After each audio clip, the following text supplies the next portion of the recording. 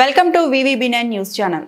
ప్రధానమంత్రి నరేంద్ర మోడీ కర్ణాటక పర్యటనలో భాగంగా బెంగళూరులో KSR రైల్వే స్టేషన్లో 3 వందే భారత్ రైళ్లను ప్రారంభించారు. అనంతరం వందే భారత్లో ప్రయాణిస్తున్న చిన్నారులతో ముచ్చటించారు. RV రోడ్ నుంచి ఎలక్ట్రానిక్ సిటీ వరకు మెట్రోలో గంట పాటు ప్రయాణించారు.